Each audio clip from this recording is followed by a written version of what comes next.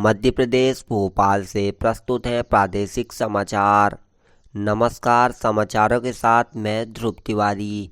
चलिए देखते हैं इस बुलेटिन के सबसे पहले मुख्य समाचार। प्रधानमंत्री नरेंद्र मोदी ने कहा कि लोगों की भागीदारी से देश तेजी से विकसित राष्ट्र बनने की ओर बढ़ रहा है। मुख्यमंत्री डॉक्टर मोहन यादव ने कहा कि कचरा मुक्त शहर स्टार प्रमाणीकरण के आधार पर सफाई मित्रों को दी जाएगी प्रोत्साहन राशि। प्रदेश भर में गणेश चतुर्थी पर निकाले गए चल समारोह और गणेश प्रतिमाओं का हुआ विसर्जन। और भारत ने मेजबान चीन को 1-0 से हराकर रिकॉर्ड 5वीं बार बनाया। पुरुष हॉकी एशियाई चैंपियनशिप ट्रॉफी जीती। अब समाचार विस्तार से। प्रधानमंत्री नरेंद्र मोदी ने कहा कि देश महिलाओं, किसानों, युवाओं, गरीबों और मध्यम वर्ग के लोगों की भागीदारी से तेजी से विकसित राष्ट्र बनने की ओर बढ़ रहा है। श्री मोदी ने भुवनेश्वर के जनता मैदान में एक जनता को संबोधित करते हुए कहा कि उनकी सरकार के तीसरे कार्यकाल के 100 दिन पूरे हो गए हैं और इस दौरान अनेक परियोजनाओं तथा योजनाओं की शुरुआत की गई है। उन्होंने कहा, सरकार यहां पर पहले 100 दिनों के दौरान बेघर लोगों के लिए 3 करोड़ पक्के आवासों, 25,000 गांवों में पक्की सड़कें, मेडिकल कॉलेज में 75,000 अतिरिक्त सीटें, सरकारी कर्मचारियों के लिए नई पेंशन योजना और निजी क्षेत्र में युवाओं को पहले नौकरी तथा पहला वेतन जैसे कार्य को मंजूरी दी गई है।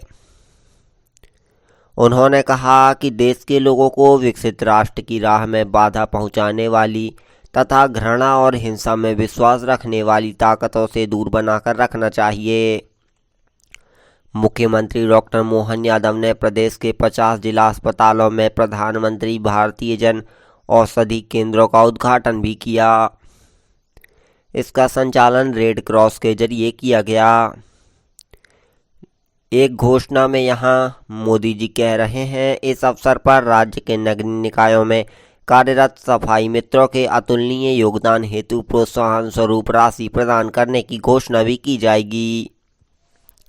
उक्त राशि नगरीय निकाय को स्वच्छता सर्वेक्षण 2024 में कचरा मुक्त शहर स्टार प्रमाणीकरण के आधार पर प्रदान किया जाएगा। जिस निकाय को जितने स्टार प्राप्त होंगे उसमें कार्यरत सभी सफाई मित्रों को उतने 1000 की राशि दी जाएगी।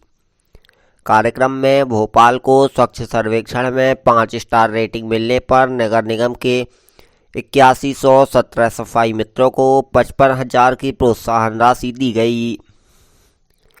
राज्यपाल मंगूभाई पटेल और मुख्यमंत्री डॉक्टर मोहन यादव ने सिंगल क्लिक से राशि खातों में ट्रांसफर की। इसके अलावा 51,000 प्रधानमंत्री आवासों का गृह प्रवेश भी किया गया। भोपाल स्थित भाजपा प्रदेश कार्यालय में भी सेवा पखवाड़ा कार्यक्रम आयोजित किया गया। इस अवसर पर विभिन्न विकास परक योजनाओं की प्रगति और उनके गरीबों व वंचितों से जीवन में आई समृद्धि को अभिव्यक्ति करती प्रदर्शनी भी लगाई गई। भारतीय जनता पार्टी के राष्ट्रीय अध्यक्ष जगत प्रकाश नड्डा ने नई दिल्ली स्थित पार्टी मुख्यालय में सेवा पखवाड़ा के दौरान रक्तदान शिविर का उद्घाटन किया। श्री नड्डा ने प्रधानमंत्री नरेंद्र मोदी के जन्मदिन के अवसर पर उनके जीवन पर आधारित एक प्रदर्शनी का भी उद्घाटन किया। उन्होंने कहा कि प्रधानमंत्री मोदी ने हमेशा गरीबों, वंचितों, दलितों, युवाओं और किसानों के जीवन स्तर को ऊपर उठाने के लिए काम किया है। प्रसार भारती के अध्यक्ष नवनीत कुमार सहगल ने कहा कि सभी भाषाओं का सम्मान करते हुए हिंदी को बढ़ावा दिया जाना चाहिए।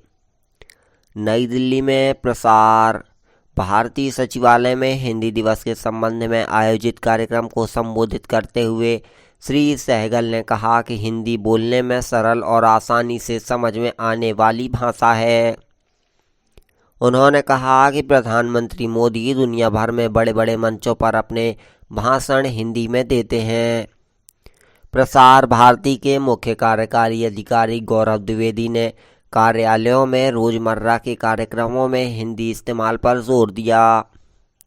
आकाशवाणी की महानिदेशक प्रज्ञा पालीवाल गौड़, दूरदर्शन महानिदेशक कंचन प्रसाद और अन्य वरिष्ठ अधिकारियों ने भी कार्यक्रम में भाग लिया। इंदौर में राष्ट्रपति द्रौपदी मुर्मू के 18 और 19 सितंबर के प्रस्तावित दौरे को देखते हुए इंदौर विमानतल और कार्यक्रम स्थल को उड़ान निषिद्ध क्षेत्र घोषित किया गया।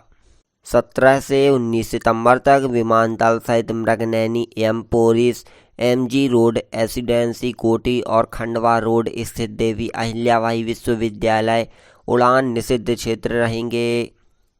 विमानतल और कार्यक्रम स्थल के 3 किलोमीटर की परिधि में ड्रोन, पैराग्लाइडिंग और अन्य फ्लाइंग ऑब्जेक्ट उड़ाने पर रोक रहेगी। राष्ट्रपति 18 सितंबर को मृगनैनी एम्पोरियम जाने और 19 सितंबर को देवी अहिल्याबाई विश्वविद्यालय के दीक्षांत समारोह में हिस्सा लेने का कार्यक्रम है। प्रदेश भर में अनंत चतुर्दशी और यहाँ पर विश्वकर्मा जयंती उत्साह और परंपरा के साथ मनाया गया। राजधानी भोपाल सहित प्रदेश के विभिन्न स्थलों से झांकियों के निकलने और गणेश प्रतिमाओं के विसर्जन का सिलसिला जारी रहा। जबलपुर में भगवान गणपति का विसर्जन पूर्ण विधि विधान के साथ किया गया। भटौली के कुंड में छोटी बड़ी 1000 से ज़्यादा प्रतिमाओं का भी विसर्जन किया गया। शहडोल जिले में 109 स्थानों पर गणेश प्रतिमाओं का विसर्जन किया गया। विसर्जन स्थल पर सुरक्षा के कड़े इंतजाम किए गए। इसके साथ ही 300 से अधिक सुरक्षा कर्मियों को तैनात किया गया। ड्रोन कैमरे से निगरानी की गई। मुख्यमंत्री डॉक्टर मोहन यादव ने मुख्यमंत्री निवास स्थित तकनीकी कक्ष में भगवान विश्वकर्मा की पूजा अर्चना की। उन्होंने कहा कि भगवान विश्वकर्मा को सृष्टि का सर्वोच्च वास्तुकार, यांत्रिकी, विज्ञान और स्थापत्य वेद का निर्माता माना जाता है। वहीं शहडोल जिले में औद्योगिक केंद्रों और प्रतिष्ठानों में पूरे विधि विधान से भगवान विश्वकर्मा की पूजा की गई। रेल कर्मचारियों ने भगवान विश्वकर्मा की प्रतिमा स्थापित की। अशोकनगर में स्थानीय पॉलिटेक्निक महाविद्यालय में कर्मशाला और प्रयोगशालाओं में मशीन उपकरणों की भी पूजाएं की गईं। आकाशवाणी भोपाल में एक पेड़ मां के नाम अभियान के तहत पौधारोपण किया गया। आकाशवाणी के आनंद नगर स्थित ट्रांसमीटर परिसर में आयोजित इस कार्यक्रम के दौरान आकाशवाणी के अधिकारियों और कर्मचारियों ने 100 से ज़्यादा पौधे लगाए। साथ ही विश्वकर्मा जयंती और गणेश उत्सव का भी आयोजन किया गया। इसके तहत सुंदर का पाठ, विश्वकर्मा पूजा भंडारे और गणेश विसर्जन के कार्यक्रम आयोजित किए गए। तो साथियों, आकाशवाणी भोपाल से यही थे आज के प्रमुख समाचार। इसी प्रकार के प्रतिदिन के समाचारों के लिए हमारे चैनल के साथ बने रहें और चैनल को सब्सक्राइब जरूर करें। मिलते हैं कल एक और नए शॉर्ट समाचारों के साथ। तब तक के लिए धन्यवाद। Thank you for watching.